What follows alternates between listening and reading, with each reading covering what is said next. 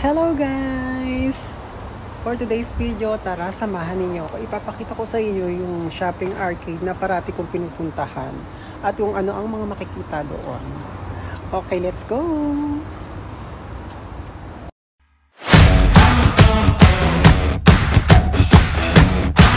Audio Jungle.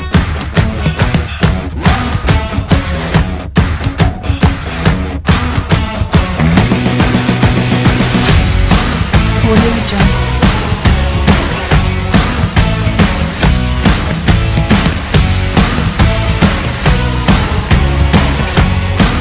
Audio Jungle.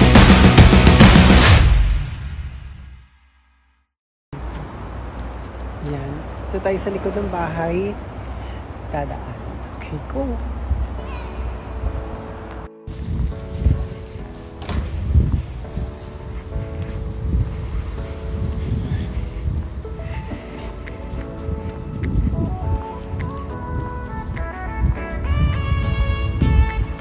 Time check guys, it's already 6:30 in the afternoon. Ayan, dito tayo dadaan dahil malapit lang po tayo rito. Go, go.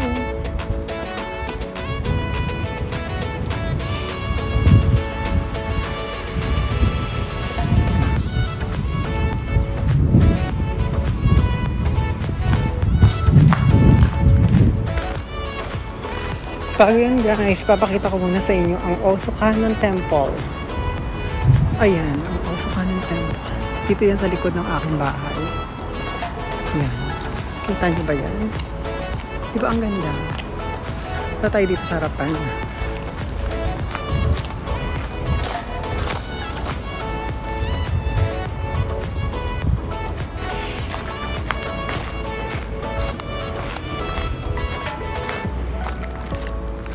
Ayan guys, ang kabuuan ng Osokanon Temple.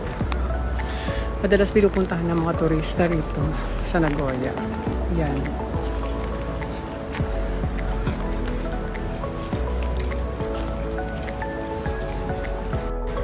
At eto na nga guys, andito na ako sa entrance ng shopping arcade. Halika, pasukin natin.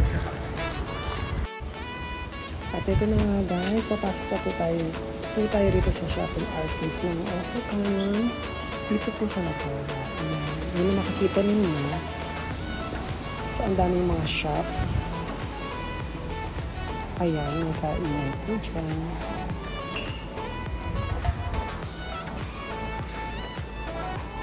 At ito po ay ang mga recycle shop, mga damit, at kung iba-iba pa.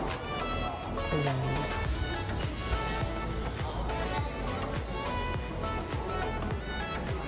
Meron din mga vending machine. At ito po ang Alice in Wonderland.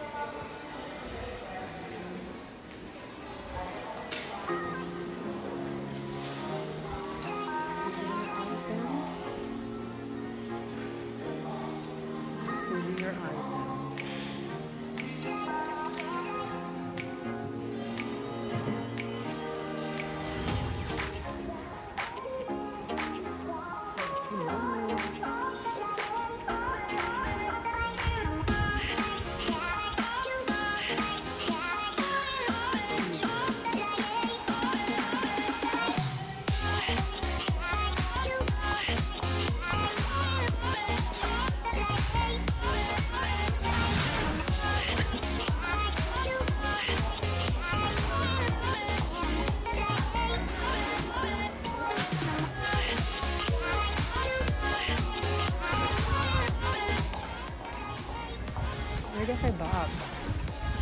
Say hi!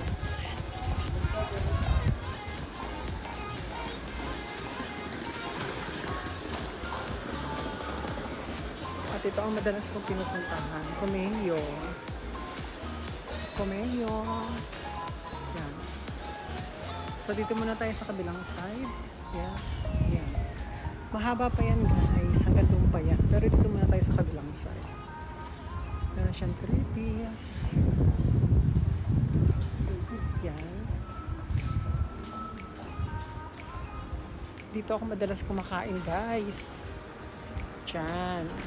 Yan. Masasarap ang pagkain dyan. Very much Japanese. Yan. At ito pa isa pang brand shop na pinupuntahan ko. May kaibigan ako nag-work dyan. Dahil sa mga diba? Ha? Diba? So, ang Daikoku yan. Dito pa lang tayo, guys, sa kabilang side. At ito naman 390 yen shop. Ito, diba? Ayan. Ayan ay Korean. Korean. At ito ang masarap. Diba? Yung red beans. Recycled beans. Ayan. Ito rin ay pinupuntahan. Masarap din yun. Para siyang malagkit na kanin. Yan. Doon pa mahaba pa yan, guys. At ang famous takoyaki na lagi kong bumibili. Yan ang mga flavors nila, guys. Ayan. Diba? Takoyaki. Dito na tayo sa kabilang side. So, dito na muna tayo sa kabilang side. Ayan, so, guys, ano na kasi, so, 6:30 mag 7 o'clock na, kaya yung ibang stall dito is close na dahil maaga nagsasarado ang ano rito. Mga before 8 o'clock sarado na. Yan. Yeah, guys. Yan, may temple din doon. Galing tayo sa kabila kanina. Yan. Yan. Tayo, guys, muna sa kabilang side. Ito naman ang shoes and bag repair shop. Kung gusto nyo magpa-repair, ayan. Kung gusto nyo magpa-repair ng bag at saka shoes, ayan. Dito. Pwede nyo. Ayan. At ang isa pang restaurant din sa taas. Yan. Restaurant. Mga Japanese. At mga Japanese kimono, etc. na use na siya. Dito marami bili nyo dito, guys. Ayan. Diba? Marami pa yun sa loob. Diba may mga China dress na mabibili mo lang sa halagang 2,200 yen. May mga maliit na 1,800 yen. At may mga bakya na ginagamit din. At ito naman, guys, yung toy shop. Ayan, toy shop. Marami kayo mabibili dyan.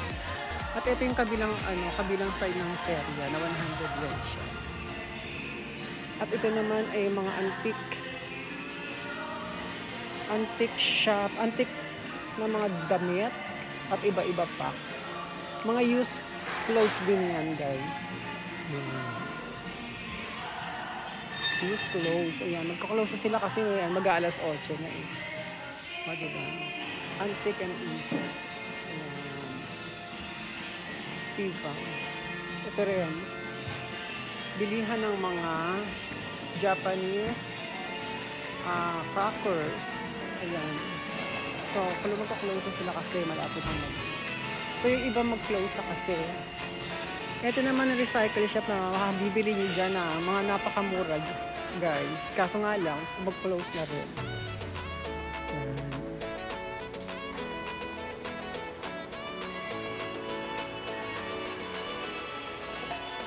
Ayan guys, so far ito muna ang makikita nyo rito sa kabilang side ng Osu Shopping Arcade. May kainan nga pala doon, yung Osyo. Yung favorite kong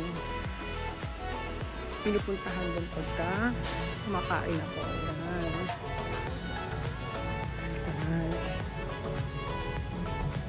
So ito naman, dito sa may Osu Temple, every hour may ganito nangyayari, diba? Yan, panoorin natin guys. Yan.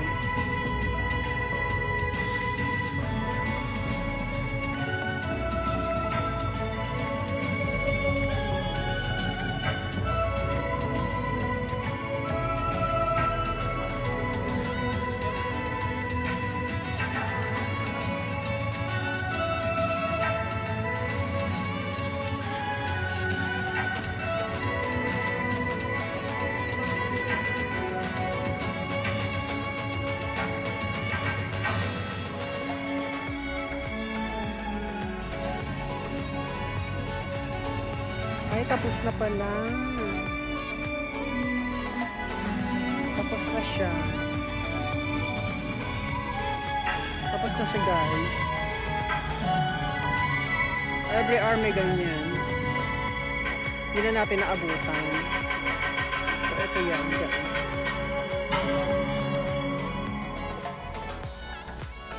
Every 11, 1, 3, 5 at 6:30. Ayan, the theme of this character is created at the end sa Tokugawa Mune Haru, the seventh lord of the Owari clan. Tokugawa Mune Haru was a multi-talented lord of strong individuality. He wandered street of Nagoya wearing showy clothes, surprising people with this unique appearance. He is also a promoted local commerce and arts. By so doing, he greatly contributed to the economic and cultural development of Nagoya. Ayan. Muneharu Ranman. Go. Okay guys, so far ito lang muna pansamantala. So ito na muna tayo, babalik na po tayo sa ating pinanggalingan. So ito ang Osu Temple during night. Ayan, kasi magdidilim na po. Kaya ayun na po yung tsura. Ganda diba? Ayan. Pag tuwing hapon dito, ang dami rito ng tao, guys. Yan. Diba?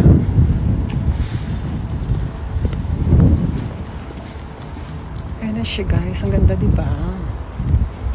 Yan sa taas. Mga nag-aalay ng short prayer, mga ganyan.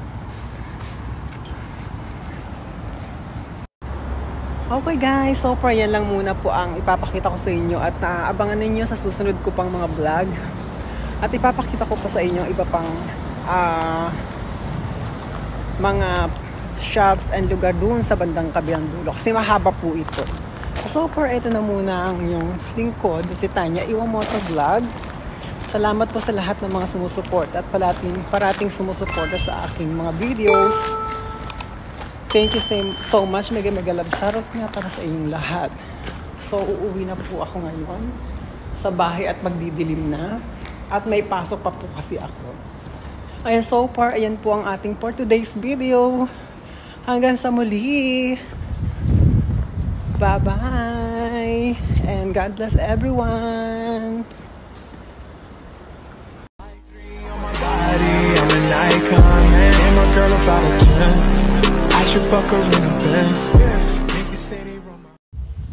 Uwi na po tayo guys. Ayan, pauwi na po ako. Salamat ulit. Bye-bye.